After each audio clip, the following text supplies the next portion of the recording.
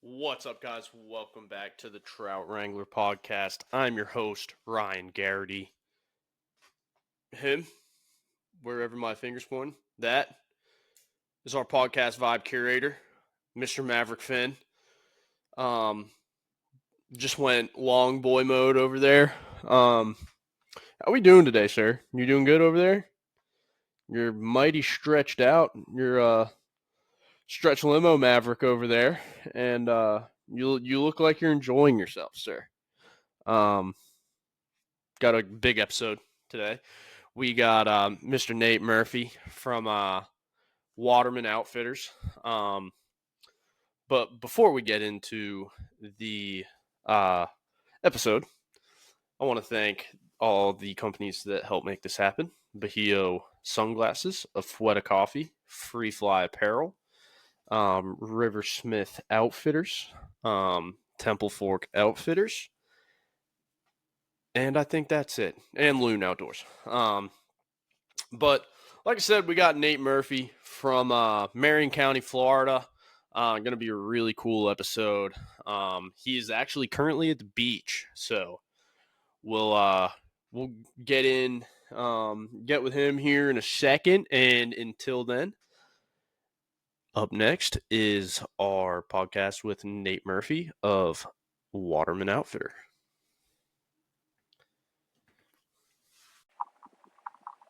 What's up, guys? Like I said in the intro, we do have an interview today from Florida. He is actually on the beach right now, which is pretty sick. First time I've ever had somebody live from the beach. But I'll kick it over to you to let you introduce yourself a little bit, Nate. What's up, everyone? My name's Nate Murphy. I'm the founder of Waterman Outfitters. We are a newer company that's on the scene, kind of really inspired by my lifestyle and kind of the adventures that I go on. So, we're not like a diehard fishing specific brand. We just make coastal inspired apparel for any occasion on or around the water. So I'm sure you guys have seen a lot of us on social media here recently. We've been trying to become one of the big dogs in the last year and a half out running, and so far so good, but it is a grind for sure, and I'm very happy to be on this podcast, man. I'm a big fan of it. I've seen it a bunch. I know my buddy Lewis has been on it. Yeah. Definitely a fan. Shout out Lewis McCooch, dude. That dude's a goon. Man, he is for sure. He's been coming out with some pretty funky videos, doing a little recap on us down in the Florida Keys a couple weekends ago, fishing the Poonfecta tournament, and that dude just if you need a good laugh, he's definitely the person to create one for you. 100%, dude. 100%. He's just one of those guys, man. Yeah, and I mean for everybody that's watching this, I mean if you guys haven't seen it yet, check out McCooch Craft on Instagram, and he posted one today. Today is the 17th, so I know there's a fresh one out there, but this guy finds the funkiest background music he could possibly find, and I swear it's just nothing creates a laugh more than when he comes out with some sort of video. Oh, so, dude, seriously. He's a great guy. Great guy for sure. He's fucking hysterical too. Yeah. But what are your home waters in Florida, dude? It seems like all over Florida, honestly. Yeah, man. It's hard to pinpoint one. I mean, I'm definitely a Florida boy, born and raised. I mean, I have fished all over the coast, East Coast, West Coast. I mean, even down south in the Keys, I've got a ton of experience. I'd say if I had to choose one, it would be Crystal River, because that's where I'm currently at. So just about every weekend, I'm on the water in Crystal River. But I mean, I've got family all over the state, and traveling around trying to grow this company, meeting with different retail locations all over the place. I try not to turn it into as much of like a business specific trip, right? Right. So if I can plan multiple different meetings with a retail store or multiple retail stores in one set location, I try and make a weekend out of it. So I have the opportunity to fish around a bunch of different areas, and again, I've grown up in a bunch of different areas, the St. Pete area, down south, Coral Springs, Fort Lauderdale waterway. And then recently I've been up, north end of Ocala roughly. And Crystal River is my local waterway for now. I got you. Dude, Ocala, Summerfield, the trenches. The trenches for sure. Those of you that know. I know you and I had some behind the scenes conversations about it, but definitely a select group of us that are from the area. It's a good spot, but It is. I mean, like everywhere, it's got its highs and its lows for sure. Oh yeah, dude. We used to have like where I told you where we lived off of 441 there near the Dollar General and the gas station. Dude, we Oh yeah, used to have a lady that walked in our neighborhood and would pick up flowers just tweaking out of her mind. And so we'd have to call the cops on her. Oh dude, it was funny. You got some creatures out there though, man. Like yeah, we do indeed. I mean, a lot of the towns around have been kind of running them out, but Ocala seems to just put up with them. So, hey, to each their own. But it's one of those things we got to deal with. But other than that, it it's a is a good cool little area. I town. can't complain. You ever been to Can't complain. DJ and Gina's over there on 441? DJ and Gina's. I think I know what you're talking about. I don't think I've been there, but I think it rings a bell for sure. Dude, the big orange and black building. Okay, yep, I know Dude, exactly what you're talking I got about. I got curious one night and walked in there and there were people chain smoking cigs at the bar and they had Mm, karaoke. They had karaoke going on and people were going up there singing like Toby Keith. I was like, this place is the best. I was like, this it, this is America right here. There's no ifs, ands, or buts. I yeah, mean, it's like Summerfield, Florida, DJ and Gina's. This is the American dream. gotta have the Toby Keith in there too. I I was mean, sitting there, I was like, this place is amazing. But that's dude, that area is so cool because you could get to so many places, and yeah. I mean, it's not as coastal as I want it to be. Of course, I mean we're kind of right smack dab in the middle of Central Florida. But it's nice from a standpoint for other reasons other than just being in the marine industry, right? I mean, we're fairly close to Gainesville, Orlando, and then just about any coast that you want to go to, it's about an hour and 20-minute drive. So yeah, if you want to run over and whether you're fishing or just hanging out, spending some time on the Atlantic coast or Gulf Coast, you're an hour and 20 minutes flat. You just pick a direction and you just drive until the map turns blue. Um, so I mean, we're in a pretty good localized spot, especially for me. Building this company, um, it's definitely pretty beneficial as far as traveling around the state in different directions yeah, for sure. dude. Freaking, you ever been to that taco truck across from the village's soccer complex, Oh yeah, oh yeah, dude? man. I will say one thing about the Ocala, the Villages, Summerfield area. I will say we do probably have some of the best street Oh yeah, tacos that you can find in the country. oh yeah, I don't know what it is. I don't know what it is, but yeah, I mean, you can go to the nicest high-end, Spanish restaurant around, and it's not going to be nearly as good as any of these taco trucks. Just a random one on the side of the road. It'll be a little, family pull, bumper pull RV from the '80s, but the tacos coming out of these things are absolutely oh incredible. I'm yeah, pretty sure that's what's fueled me and fueled Waterman Outfitters and the growth of this company is the street tacos around us. Because without it, and the occasional Red Bull, of course, I don't think we'd be where we're at today. So shout out to all the taco trucks in Marion County for sure. yeah, dude. Because they all, dude, for some reason, all of them, they're in like a shack, and they're so good. 5-star tacos every single time. Oh yeah, But oh yeah. dude, so um, another thing, dude, like building your business, it has to be pretty nice being close to Crystal River because Sodium's right there, and that's probably one of the biggest tackle shops in Florida. Of course, yeah. I mean, Casey Dameron, the owner of Sodium, man, they've been playing hardball. I mean, that's actually one of the retail stores that I haven't been able to land yet. So, Casey or Seabass, who handles the purchasing for that store, if you fellas are watching this podcast, give me a call. But we've got definitely got a huge fan base in the Crystal River area. I mean, like Yeah, I said, I'm out there just about every weekend on the water. Crystal River, it's great for the area, of course, growth. But then again, you kind of go back to your old Florida conservation roots where you don't want the development, right? yeah, And it seems like Crystal River it started out as one of the smaller little coastal towns.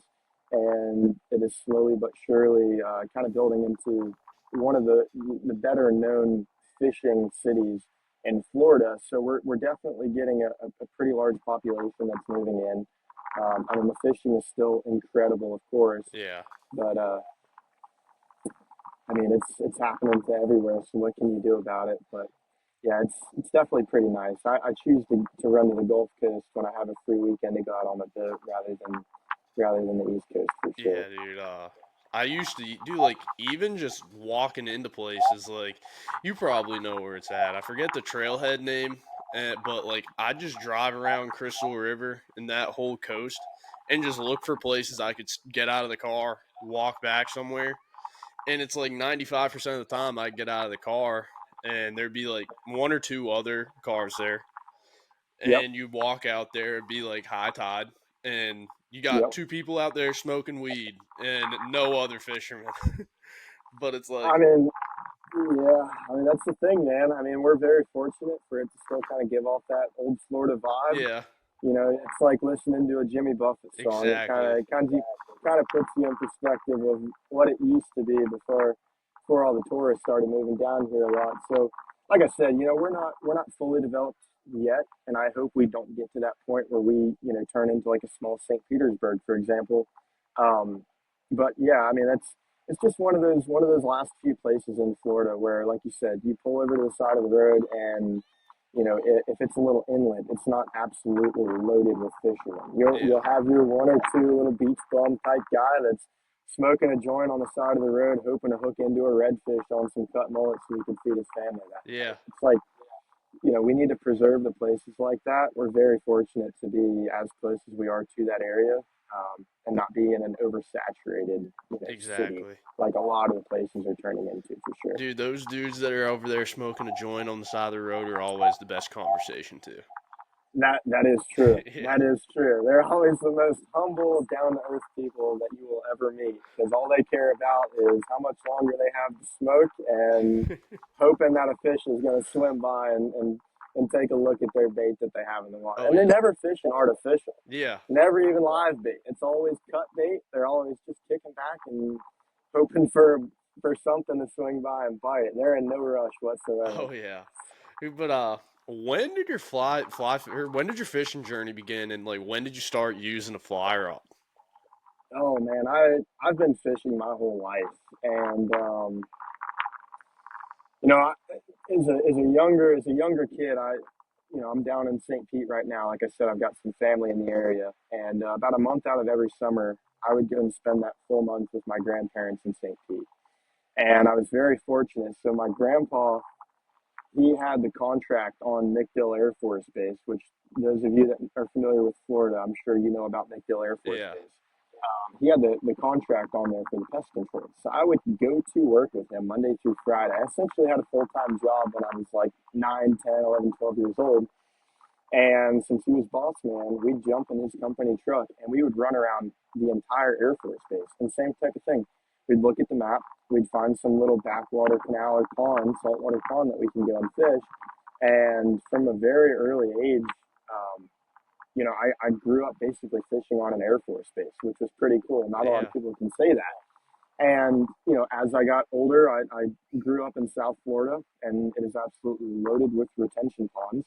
So, you know, catching largemouth bass, snakehead, peacock bass. I mean, I've always been intrigued with the water. I've always been surrounded by it. And, you know, I've caught a lot of fish in my lifetime, not trying to brag or boast, but there's just something that brings me back to it. And it's, you know, as cliche as it sounds, I genuinely believe that I find peace on the water. It doesn't matter what kind of day I'm having or whatever the case may be. If I get out on the water, you know, everything just kind of goes away and it's just pure bliss and tranquility on the water. I can relax. I don't have any worries about anything. So it's been a major part of my life, Yeah. my entire life. As far as the fly fishing though, man, it's been a pretty recent journey for me. So it was always, you know, very conventional spinning reels, bait casters. I've always liked the idea of fly fishing, but I never really had anybody to teach me how to do it until finally, um, I went on Facebook Marketplace and I'm like, man, you know what? I'm gonna try and find, like a cheap intro fly rod and reel. That way I can at least just go, poke around and see what this thing's all about. And funny story, the guy that I actually bought my very first fly rod and reel from on Facebook Marketplace turned out to be Forrest Opitz, who is the founder of Boat Bunk Wax. Yeah. And him and I are now buddies. And since then, I mean, I've just kind of been going at it little by little. And at ICAST this year, 2025, I ran into the guys over at Renegade, Oh yeah. and great group of guys. So they hooked me up with one of their Gray Series rods and reels, and I fell in love with it. And that's really the rod and reel that I learned on. I've done some videos for them on my social media page that we've collaborated with them on posts. And the simplest way to kind of explain the quality of their rods and reels, especially from somebody that's pretty new into fly fishing, I would I would consider their Gray Series especially. It's kind of like a pickup truck, right? Yeah. It does anything that you want it to do, and it is kind of the perfect all around for freshwater, saltwater, and so yeah, I just I kind of casted as much as I could and started to get the hang of things. May have hooked myself in the ear, once or five times. Who really cares? But then I got the invite from the guys over at Tampa Bay Waterkeeper inviting me to fish the Poon Fecta tournament, and me and the boys over at Renegade came up with a brand deal, and they hooked me up with a couple rods. And since then, I've been a fly fishing madman. Heck yeah. Representing their company and fishing the tournament that Lewis and I fished down in the Keys. It's definitely been an adventure, but I'm digging it.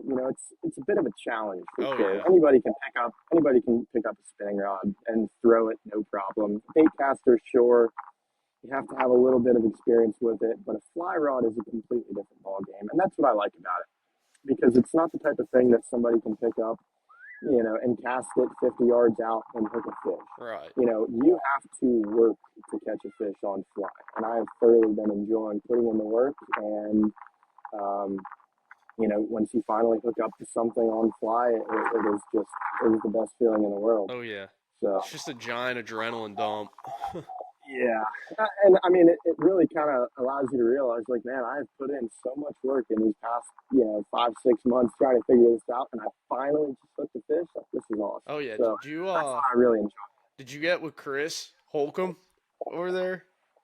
I did. Yep. Yep. That's a good dude right Chris there, is my man. buddy for sure. He's my direct contact over at Renegade. I called him and I was like, hey man, I'm gonna be fishing this tournament, and so my last name is Murphy, and for those of you that know Murphy's Law, so if it can happen, it will happen. So I called Chris and I said, look, fellas, I've got a Gray Series. I'm going down to the Keys to fish this tarpon tournament, and it would be just my luck. I go down here with one rod, and I wind up snapping the only rod that I have. And he's like, I got you. I'm gonna send you another combo. You'll be dialed in, and it's yeah, it worked out pretty good. Fortunately, we didn't break any rods in the Keys. I may have whacked Lewis in the head a couple times with a weighted fly, but I think that just comes with it. So Yeah, dude. Those freaking crab patterns I tied for him, I felt so bad. They looked like dog ass. man, and complete and utter respect to you because I look at the different flies, and some of the retail stores that I'm currently in, and even new retail stores that I've gone to as far as meetings, and I look at their fly selection, and you see the flies that some of these guys are tying, and I can't even fathom how they do it because they make shrimp, they make crabs, they make sand fleas, Yeah, whatever it may be, and it looks like a picture of a shrimp or a picture of a crab. it's I nuts. really don't understand. Yeah, it's definitely an art form for sure. Yeah, dude, So it's nuts. Like those crabs and stuff like that. I don't get into time like the big they got it almost looks like a piece of felt on top of it. Dude, like the floating crabs. I still to this day have no idea how to tie one. But it's like, dude, they will go in depth about that. I've like always told myself I was like, I'm just gonna tie like the bare bones shit, and then here I am yeah, like, a clouser and you're fine. That's it. Yeah, dude. You don't need anything crazy. That's what I told Lewis. I was like, dude, honestly, I was like, shit there. I was like, live and die by the clouser. I was like, live and Yep. die by the clouser. I mean, because you can put as much time into tying the flies as you want to, but I think, and I feel like this genuinely relates in any aspect of fishing. Again, whether it's fly, whether it's spinning rod, whatever it may be. I feel like the presentation plays a larger role in getting a bite than necessarily the size or the color of a fly or an artificial lure or Yeah. something. So I feel like as long as you have a solid presentation, Clouser is going to look like a minnow in the water. If you're ripping that thing, now me down in Florida, for example, if you're ripping that thing past a point and there's a hungry snook sitting on that point, he's going to go after it, Oh yeah. whatever it is. So but yeah, I mean, it's definitely an art form. I mean, full praise to you and to other guys that tie flies for sure, because I know that it's one of those things that if I attempted it, I'd get into it, and 5 minutes later, I'd wind up calling you and saying, "Hey Ryan, can you tie a couple flies for me? Because it's not something that I would mess with." Dude, it's one of those things now though that it's like I tie for other people and I'm like, damn, now I gotta tie for myself. I was like, I end up Yeah, going and buying flies, and I'm like, but it's one of those things. It's like I'll spend way more time tying a fly for somebody that I know, rather than going yep. and spending time tying shit for myself. Yeah, and that's man, that's the type of thing. I mean, there's some things in life where I will do it myself, and other things I'd much rather pay somebody else to do it. Yeah, And I feel like tying flies is one of those things. I've talking about growing up fishing in the St. Pete area. My grandfather, having the contract on Nick Dill and taking me fishing all over the place. He grew up in Kentucky, and he used to tie flies for panfish. And I've got his fly tying vise from the late 60s that's in my office. And I've actually got a fly that's sitting on it right now. And I look at it every day and I'm like, it'd be really cool to tie a fly on here just to go call my grandfather and yeah. say, Grandpa, I tied a fly on your fly tying vise. But still, it's motivating myself for the most part, saying, hey, you can do this, and not getting upset after 10 minutes and saying, never mind, I'm good. Oh yeah, Now, dude. So like, what inspired you to start Waterman, and like what goes into your design process? oh man, so um, what inspired it? And again, it really goes back to my childhood. So I've always been a very, very specific person as far as apparel, right? Yeah, The way it fits, the way it feels, um, as far as like designs on the back of a shirt, which we kind of stray away from a lot of the graphic stuff. Um, but like my grandfather, for example, and no hate or anything, but he's an older gentleman, and he will not buy a T-shirt if it has a big graphic on the back because he knows that it's just going to be one big hot spot if he's out walking around in the sun. So growing up with my grandparents a bunch, going into all these little coastal towns and such, I got a really good grasp of okay, what to get, what not to get, pros, cons, the whole nine. And I remember going into some of these little coastal towns in Treasure Island, right over here near St. Pete, yeah, on little Gulf Coast town. And there's a spot called John's Pass, and they've got a retail store in there where at the time they sold some pretty high end long sleeve button up shirts. Um, they were about 115 bucks, right? And yeah. when you're 9 years old, looking at one of these shirts, I'm sitting here thinking, man, one of these days I'm going to be able to make enough money and buy a $115 shirt. And we must have been in that store 50 times. And every time I'd go up to that shirt and I just fell in love with it. And I kind of had an itch. And I said, you know what? With as specific as I am about the fit, the material, the graphic, the brand, and also the brand story, you know, I'm going to try and do this myself. And, I've got a lot of people in the industry that are very close to me. I'm very close with the whole Starbright family and such. Yeah. And everyone that's been in the marine industry for decades told me, man, this is a bad idea. Like it's a very hard industry. And I'm hard headed, and I said, you know what, I can do this because I don't like people telling me no. And slowly but surely, I started to develop new products and fell in love with the whole industry as far as designing new products, um, taking past experiences and adventures from my life and putting them into the company and into each piece of apparel. I mean, for example, our summer 25 line that we came out with earlier this year, that was inspired by the last kind of year and a half where I spent a lot of time in the South Caribbean and Honduras, Belize, Mexico, where I essentially went down there and different pieces from different locations around, the Caribbean and the tropics just kind of inspired new pieces. Um, and I mean, that kind of touches into, what my process is as far as developing new pieces. I mean, it's as simple as that. I, I'm a big Jimmy Buffett fan, Me and you both. and I have been my entire life. And just to put it into terms that people will understand, if you listen to a Jimmy Buffett song, he's not just singing about nothing, right? He's Right. singing about stories that he can tell, experiences that he's had. And I've kind of incorporated that into my company, where we're not a company that's just trying to fill shelves, right? I don't make apparel that I don't like. I'm not just trying to make as many different styles and as many different colors as I can to build large inventory. I I genuinely put my heart and soul into it, and I look back and I say, man, what was a good time that I had? What's something that really sticks out to me, and how can I express that through apparel? So, the coral shirts, for example, which this one that I'm wearing, this is a brand spanking new coral button up that we just received yesterday. Oh, These are sweet. not on social media. These are not on our website. We're expected these to launch November 1st. Nice. But like the coral shirts, for example, I spent some time scuba diving in Roatan, Honduras, and I'm 80 to 100 feet down on a reef in the tropics, and I see just all this beautiful fan coral all over the place. Yeah. And I'm looking at all these different colors, and I'm like, that looked pretty cool on a technical fishing shirt, and the coral pattern was born.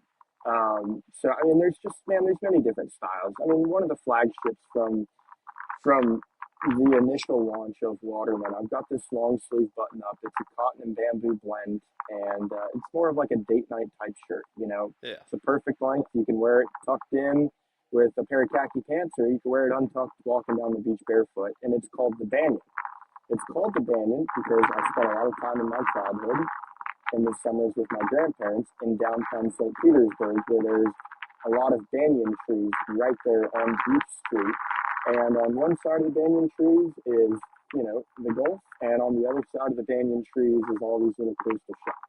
So it, I've really, like I said, I really have just taken a good hard look back at my life and the different experiences that I've had and what really sticks to me. And I've tried to figure out how I can express that through apparel, because at the end of the day, we're not selling apparel.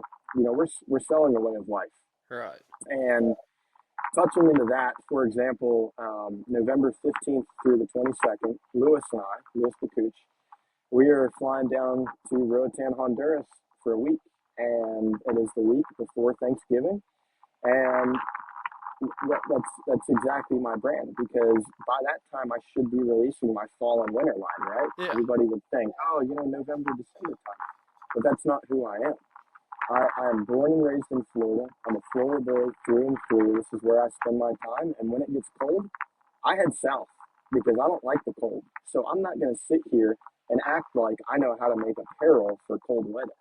No, I'm going to make a short sleeve button up in fall and release it right before winter time. And then I'm going to jump on a plane and fly to Honduras to go scuba dive and fly fish for a week. That's badass, So dude. that's what the company is about.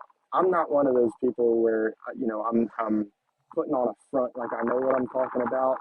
That's why I'm able to succeed in this industry, because this is my life. This is what I know. And within the past year and a half, this is what I do now. Yeah. So it's the truth. You're not gonna see a poser over here on this side. Louis McCooch in Honduras is going to be a problem, cuz. Yeah, The man's going to yeah. be a Trust me. menace. I experienced him in Islamorada for 3 days, and oh boy, I mean, Lewis, I love you like a brother, man, and I know you're gonna watch this, but oh boy, yeah, there's a song called "Lawyers, Guns, and Money," and I may have to be calling a lawyer and somebody with some money going down there with Lewis because we are gonna get in trouble. I will say, his wife is going down there with All him. right, So that might. I, I'm in Florida. I may have to swing by Disneyland and grab one of those backpacks they sell for kids with a leash Oh, on the back of it. the leash. That way she can keep Lewis on a leash so he's not running around the island all like a madman. Dude, oh my god. Oh, I'm just picturing him now in one of those leash backpacks. I'm gonna have to buy one for sure Oh, now that we're dude, that's talking about it. hysterical. I mean, again, for everybody that's watching here, and I know that you've got a great following, a very interactive following, and I see it growing exponentially every day. For those of you that don't know Lewis McCooch, he's he's a special type of He person for is. sure. And the only thing that I can ask of you, because you will see his most recent videos of me, again, this guy will find the most obnoxious music and put it over a compilation of different fishing videos, boating videos, whatever it may be, and post it on a business page on Instagram and just wing it. That's what kind of person Lewis is. Oh, He doesn't care. And to turn him loose in a third world country, oh you gotta boys, you gotta make it yeah, like a teddy bear backpack too, like one of the ones. oh, I'm definitely finding some sort of animal for sure. So I will say, because depending on when this podcast goes up, It's going up tonight. um, perfect. So Ryan, I'm gonna ask one thing of you. If there's one part of this video that you're gonna put to post on a reel on Instagram, I want it to at least be a portion of this. And what I want your followers to do is I want your followers to comment under the comment section, and the comment with the most likes as far as what animal backpack with a leash, whatever the most commented comment it, or most liked comment it may be, I will buy that backpack and leash for Lewis, and I will post pictures of it on the Waterman Outfitters page. And if I need to, Ryan, I'll collaborate with you so your followers can see it. But we Yes. will be in Honduras the 15th through the 22nd of November, and I promise you, I won't let you guys down. So Please. whether it's a giraffe, a squirrel, a lion, you name it, whichever comment has the most likes, the best I'm actually gonna be in Lewis's old stomping grounds on the 22nd price. in Athens, Georgia. There you go. There you go. Another place I think we need a backpack for for Lewis. Yeah, he's a bit of an animal when you turn him loose Oh yeah. in certain latitudes for sure. Dude, I will clip that and I'm gonna put it on there. Dude, Perfect, please actually buy the backpack. That would be fantastic. brother. I will for sure. If I can buy it on Amazon Prime, I'll buy it. And if I have to take a day pass to Disney World to go find some specific animal backpack with a leash on it, and I promise you, I'll do it. Yeah, Oh, I dude. mean, we're gonna try and do some sort of higher end photo shoot type when we're in Honduras. So I'll have to include that backpack in those photos Yes. for sure. Yes. Dude, that's gonna be sick. Oh man, Yeah. that's so funny. But dude, so the next question I had on the thing, it's like we kind of already addressed some of them. Um, Yep. but dude, so like on your social media, it seems like you've done a fantastic job branching out beyond saltwater. Dude, like you got the lanes that are Yep. wearing your stuff. Bobby Lane's the dang man. Um, Oh yeah. all those guys. So it's like Yeah. you've been putting out stuff that caters to both fresh and salt. That's pretty sweet. I have, and I will say that you guys will see more of it in 2026. 2026 is going to be a pretty big year for Waterman Outfitters. I've got a lot of really good stuff planned. And that year especially, we are going to cater more to both sides of fresh and salt, because I know some of you freshwater guys are scared to get a little sand on your toes and salt on your skin. I understand. So we'll have some Sweetwater inspired designs for sure. But yeah, the Lane family. I mean, the whole Lane family. They're great people. Oh yeah. Bobby Lane and Bobby Lane Jr. are on my pro staff. They've done a great job of putting the company out there, especially wearing the coral shirts. I will say that's one of their favorites. And, as hardcore fishermen as both of them are, they're a big fan of our golf ballers as well, because, when you're a big name in fishing like that, it's not all about being out on the boat. They've got press conferences, Oh they've yeah. got meetings all over the place. So we keep them fully outfitted as much as we possibly can. Come the first week of December, we're actually sponsoring the Bobby Lane Cup, which is going to be going on in Camp Mack in Yeah. Florida. And Waterman Outfitters is going to be making all of the shirts for the Bobby Lane Cup. Heck yeah, So dude. it will be all of Bobby Lane's sponsors, along with Waterman Outfitters, of course. And everybody that signs up to fish that tournament will get a shirt for free. Nice. But yeah, I mean, man, that whole family is just, they're incredible. I mean, just pure salt of the earth, great people. I don't have a single bad thing to say about them. I mean, they have been extremely helpful. They understand how tough it is sometimes, in any industry, but the Oh yeah. marine industry for one, and the apparel industry as well. So they've done a great job just giving me a helping hand, helping me get out there. And just like you said, branching out from the saltwater side into the freshwater side, I don't think there's anybody better than the Lane family to help me do that. I So agree. big shout out to Bobby Lane and Bobby Lane Jr. for sure. Yeah, dude. Big Fish Bobby Lane. Oh yeah. I think I met him. I forget which classic it was. It was either at a classic or a Forest Wood Cup. I can't remember which one. Back when the Forest Wood Mhm. Cup was a thing. Um, I can't remember which it was, but dude, just a super nice guy. Talked to you like he knew you for like 10 years. Oh yeah. Yeah, Oh yeah. him No, and his brother. oh yeah. So I met Bobby and his family. I'm corporate partners with Starbright, and every year Starbright puts on the Project Sea Safe event. So what we do is we go over to the Indian River Lagoon, or Banana River if we're going to be more specific, and we replant red mangroves and clams. So that whole area over there, the conditions of the water have drastically taken a turn Oh yeah, downhill within the last 15, 20 years. And within the last year, or 5 years, I should say, due to our efforts, we are starting to notice some water conditions starting to rise back up again. yeah, And it just happened. Poor conservation on that side of the coast with the overfishing of the clam population, which the clams do filter the water, which increases water clarity, as I'm sure many of us know. So we were out there getting our hands dirty, replanting mangroves, throwing clams out into the lagoon.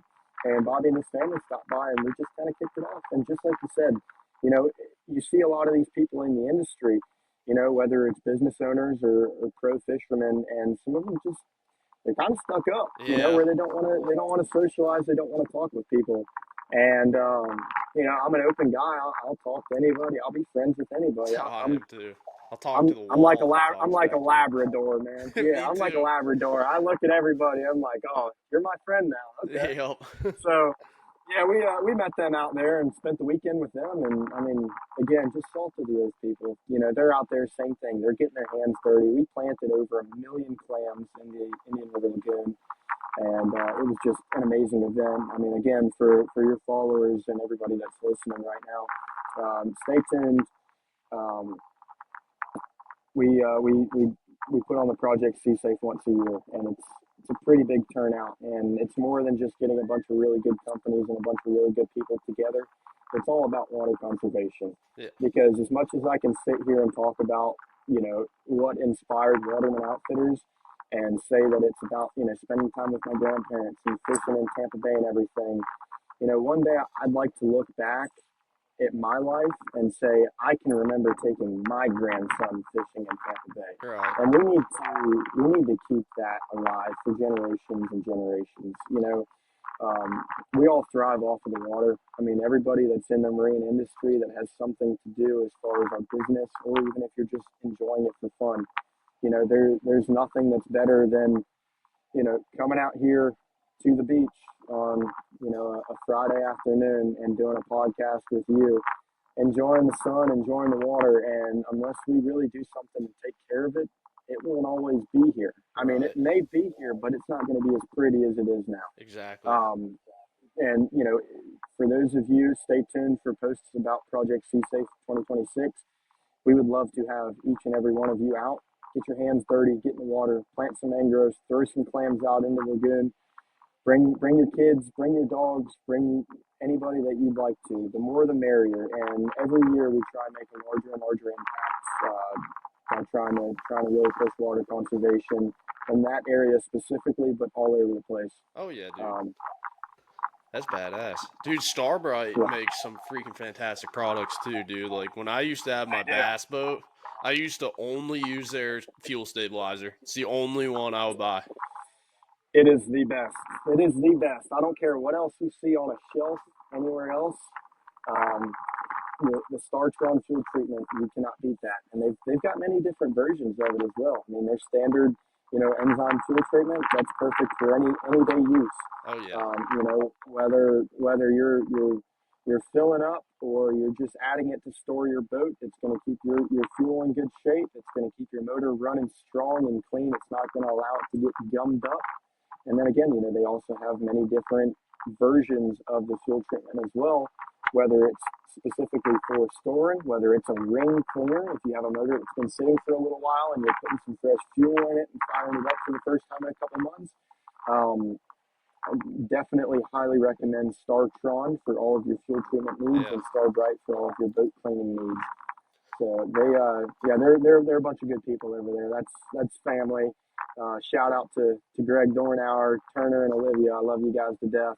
Yeah, dude. And that's the only thing that touches my boat. I think I always used the enzyme one just because it did clean out the motor and stuff like that. And it made her do like it ran like a day. I had a '99 Skeeter with a 150 VMAX 2-stroke on it.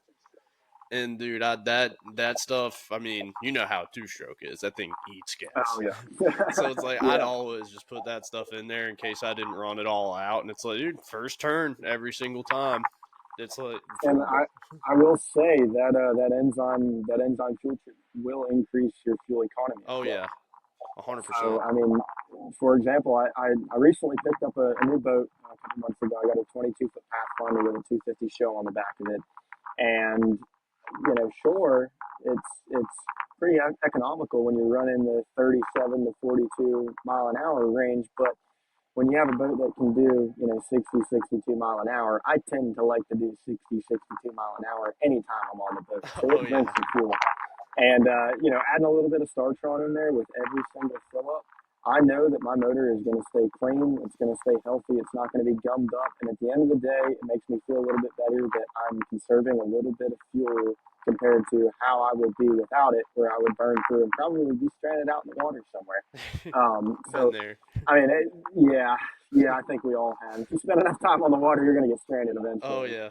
Dude, I get this one. I got stranded at Headwaters Mm. and I had to get up on a sandbar with my trim motor went. I had to get on a sandbar. I looked to my left, giant gator about 5 feet from me. Looked to my right, the gator about 10 feet from me. There, I was surrounded by gators.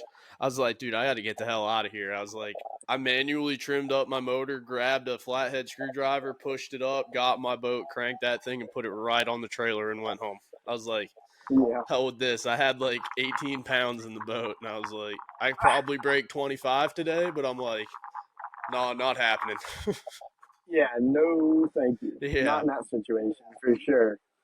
but I mean, I will say there's a time and a place. I mean, because at the end of the day, if you are stranded, for those of you that have a boat with a trolling motor on it, I mean, you make the best out of it. And you at least run your trolling motor back home, back to the ramp, and you can at least fish on the way back. But yeah. when you've got two gators that are both less than 10 feet away from you, that's not going to Oh play it. yeah. I forgot to mention, dude, it was blowing 20 down the pipe. and I was on my trolling Mm. motor. I was like drifting, and a dude. I'm not gonna name names, but went blowing past me. I'm waving my arms, and it's a it was a legend of the bass fishing world. I'll drop the name. I'll drop the name after. Um, yeah, I'll drop it after. I would have given you a hint, but it would have given it away ASAP, and everybody would have known who I was talking about.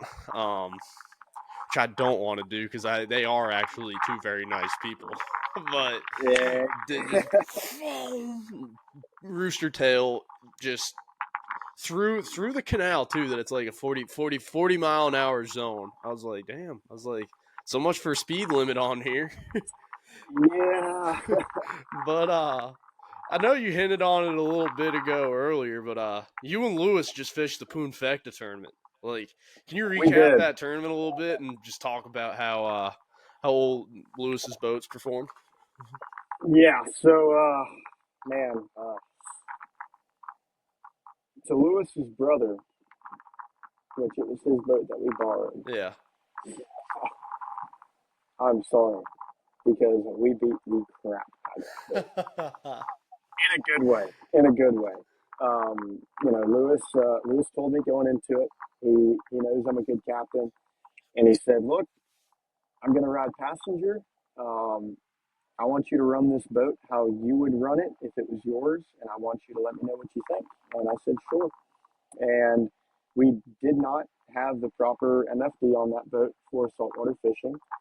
We had a Humminbird, and it had just the very basic bare minimum saltwater charts on it. So we could not find any of the deeper passes through any of the flats. So it was strictly off of vision and reading ripples on the water, reading watercolor to see where the shallow spots were and weren't. Fortunately, we did not run ground whatsoever, but we beat the crap out of that boat, plain and simple, and it put up with it. We were running through water that was every bit of 8 inches or less. We were running through 2 foot seas, on plane running 30, 35 mile an hour, and a little bit of everything in between. Extremely stable, extremely stable. It pulls like a dream. Lewis and I both switched off, who was taking turns pulling and who was taking turns standing on the bow. And I really think that he's got something special going on. I So, do too. again, I've been on the water my entire life. I've been on a ton of different boats, and I've been on a lot of aluminum boats, and I've never really been a fan of them. Nobody really likes that aluminum boat full slap. Sounds like a John boat. Yeah. Yeah, exactly. Especially when you're trying to pull a shallow, flat sight fishing tarpon, right? And his boats are they're solid. Yeah. They're rock solid. They're built like tanks, but the thing is, they're light, extremely lightweight. So I really think it's kind of the perfect combination where you get the durability of aluminum. You don't get the whole slap of aluminum, but you get the ride quality of a fiberglass boat, which I really value Yeah. because, you know, conditions can change, fish can move, tide can change, and sometimes you just got to get up and get. And in those boats, you don't have to worry about running through an 8 inch deep flat, and you don't have to worry about running through 2 foot chop on the Atlantic side. So I've actually got one coming for myself. I've got a 16 foot, his new model, which is the Bird of Prey, and I'm very excited to run that Oh one out yeah. in Crystal River because that boat is, in my opinion, is going to be the perfect boat for Crystal River negative tides when, we're out there and there's no water in the backwater. It is all hard bottom and oyster bars and rocks. So we're really going to put that aluminum to the test. Just don't tell Lewis because he might have to pay for another paint job on the boat. But he wants me to test his boats, so I'm going to test his boats. But yeah, that 17 Enterprise that we ran, man, that's one hell of a boat. I mean, it really is. It impressed me thoroughly. Oh I yeah. actually met Lewis beginning of this year when we were doing a big photo shoot coming out with our summer 25 line, and he rolled out with that same exact 17-foot Enterprise. And I had met him, and I'm like, cool, man. You build your own boats. It's pretty cool. It looks good in the water. And I didn't really have a chance to run it when we were doing our photo shoot. Um, got to walk around on it, got to see how it performed as far as, different conditions running it around backwater and open water in Crystal River and such. But really getting behind the wheel and being able to take it where I want to take it, do what I want to do. Um, I mean, it's a very, very solid boat. And like I said, we had it in just about every condition, Yeah. whether it's, you know, quietly stalking, juvenile tarpon under a residential dock down a neighborhood, or open water on the Atlantic side, or extremely shallow flats on the Gulf side. And again, going back to the water conservation, I don't want to tear up a flat. And fortunately, that boat runs plenty shallow enough where there was absolutely zero mud or grass kicking up behind Yeah. the boat. So um, yeah, I mean, very, very solid boat. He's done an incredible job. I know some of his newer models of the 17-foot Enterprise. I know he's made a couple adjustments with them, especially for his recent clients as far as the hull design and such. And those are supposedly, much better than the boat that we were running. I know I'll get a chance to run one of those before too long, but I mean, the boat that we were running was his very first model, Yeah. and I have not a single negative thing to say about it. It's a very solid boat. Dude, he should have let me know. I'm pretty sure I have a Humminbird Lake Master Plus chip laying around somewhere for the entire Southeast. Man, I told him months in advance. I'm like, brother, you need to get a Simrad. I have the Florida Marine Tracks chip. We'll plug it into your Simrad. We'll be good to go. And about a week before, I'm like, hey, bud, how's that Simrad looking? He's like, well, and I'm like, all right, yeah, this is either gonna go really bad or we're gonna manage to deal with it. And we managed. There's no missing skegs, no bent props, Hey, that's good. and there's no new scratches on the hull of his boat. I know his brother fishes it up in the Charleston area, so I know he gets it pretty shallow. But That's yeah, I mean, overall, man, just a solid boat. that's all you can ask for though, coming off the water. No dinged props, no gone skeg. Yeah, exactly. Especially running essentially blind. Yeah. Dude, so my second to last question. Um, what's your go-to restaurant in Crystal River? Ooh, that's a hard one. Yeah. So there is a lot of good restaurants in Crystal River. Just based off of the time that I've spent there, and of course the people. It may not be the best food in town, but um, just the environment, the scenery, the people there that are working, I would have to say Crackers. Yeah, Uh, Crackers is shit. I mean, I've spent enough time up there where everybody that works up there is like family. They know me, I know them. So of course, there's better restaurants, there's more expensive restaurants, there's cheaper restaurants. Hell, there may even be better restaurants with a better view.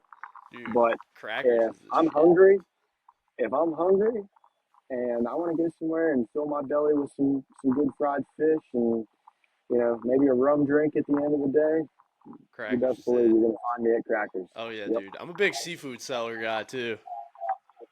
Seafood cellar is good, but my thing is when I'm on the water, I don't like to leave the Yeah, water. same here. So I'll hit seafood sellers on a Sunday when I'm rolling out, for lunchtime before I head back home.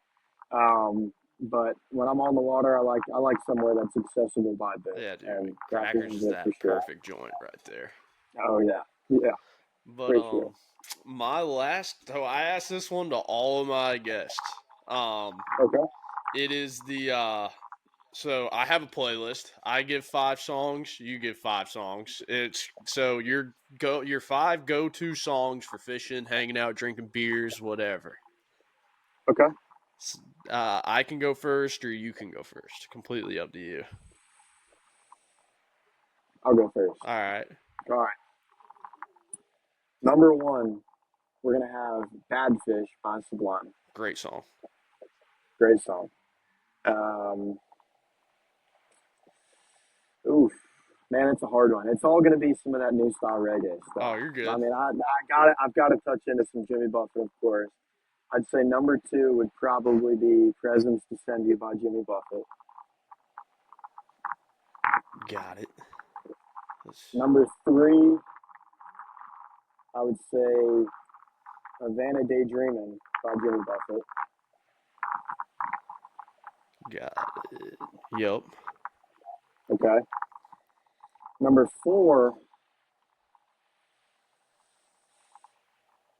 hmm, I'd say it'd probably have to be No Cocaine by Slightly Stupid. What one is it? It may be No No cocaine? Cocaine. Got it. I believe it's Slightly Stupid. It might be Stick Figure. I think it is Slightly slightly Stupid. stupid. Sure. No, there's two Yep. versions. There's slightly stupid and a stick figure version, I think. Okay, yeah, that's what I'm thinking. I want to say it's a Slightly Stupid one. Yeah. And then number 5. Ooh, this is going to be a tough one.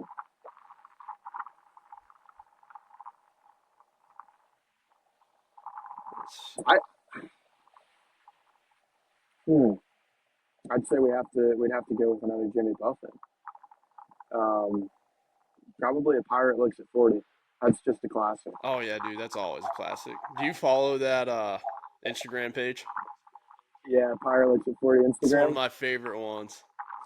Yeah, and on my personal page, I swear I share one of their posts on my story probably at least twice a week. Same here. It's so Because they good. stay It's so good. posting them with like fly fish and stuff too. Exactly, Yeah. exactly. Looking back at all those photos, man, it's just great. And again, it's like that's what Waterman Outfitters is, Yeah. man. It's like we're not a big boardroom company, you know.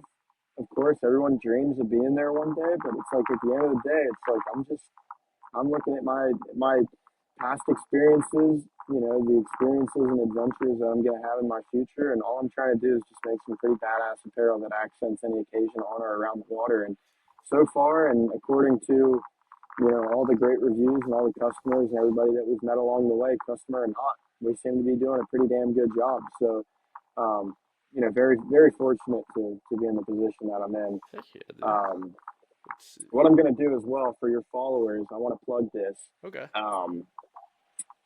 We're going to go ahead and do a 25% off discount code, Okay. if that's okay. Anybody that's watching whatsoever. So we'll just do code RISEFlies25, and that'll give you 25% off the entire website. Doesn't matter how big or how small your order is, and we'll also go ahead and do free shipping on it for anybody that uses that discount Heck code. yeah, dude. I'll put that in the Instagram post. For sure. Yeah, dude. So we got Lewis getting a backpack and 25% off the website. Yes, sir. That is exactly it. It sounds like a pretty damn good combination. Heck yeah, dude. I swear that's gonna be so funny. I will post. I'm actually I'm looking at hiring. There's a guide company out of Roatan. I want to say it's just called like Roatan on Fly, and an expat American that lives out there in Roatan, Honduras now, and all he does is he runs charters for tarpon and bonefish and snook and everything. And I've been emailing back and forth with him a little bit, trying to get a couple days set up to go out and fly fish. And I think we might have to throw that backpack on Lewis for a day or two and get some real good content of him hooking up to some tarpon or some bonefish with a teddy bear backpack on. Dude, that'd be so funny. Oh, dude, but that's all I got for you today, man. Thank you so much for coming on. You got anybody else you want to thank or plugs you want to give? Yeah, man. I want to thank again. I want to thank the Starbright family, of course, because without them, probably wouldn't have half the connections that I've got right now. I want to thank Louis McCouche. Solid Boats, who became one of my really good buddies. I want to thank Renegade Fly Rods and Reels. They make a heck of a product. As soon as we get off here, I'm going to go do some fly fishing on the beach and see what I can get into for sure. And I want to thank you for sure. I want to thank you for the opportunity for having me on. I've definitely been a fan of your podcast for a little while now. Thank you, I got dude. turned on by Lewis for sure, and I've been a follower and supporter since. And I will say I've been waiting for the day that I get a message. You invite me to come on because I've really wanted to be on it pretty bad. Thank So you, dude. I'm excited to finally be out here doing it. And most importantly, I just want to thank everybody that's supported Waterman. Whether it's purchasing something, sharing a post on social media. I mean, even coming down to just liking or commenting on a post. I mean, I notice every single one. I run the social media page I run the website. I'm the one doing just about everything for the company. So I notice everything. Nothing goes unnoticed. So I want to thank everybody that's been a supporter from the beginning. Any new supporters that we're going to get from this podcast. Just big shout out to all you guys because you're kind of making my dream come true. So cheers goes out to everybody that's supporting. Sounds good, man. Thank you. Thank you for coming on, man. I'm gonna click stop here. We might have to let some tracks upload. Now you're good. All right, let's see. Yeah, that was Mr. Nate Murphy with Waterman Outfitters. Awesome episode, dude. Just like really cool guy. Um, we we lived very close to each other when I lived in Florida. He didn't live too far. And we didn't figure that out until after. Um, and that's really cool. Like we knew about the same places. That Mexican food truck, if you are from Marion County, that Mexican food truck is awesome. It's over there. Like right across the street from the Villages soccer or the Villages FC complex. Unbelievable. I forget what the casino over there was called, or it's like a private poker room or something. Um, Maybe Wildwood Downs. I forget. But it is over in that area. Go check it out. Super cool place. But that was a really cool episode. If you guys liked that episode, like, subscribe, leave me a review on Apple, Spotify, whatever. But until next Tuesday, I will see you guys.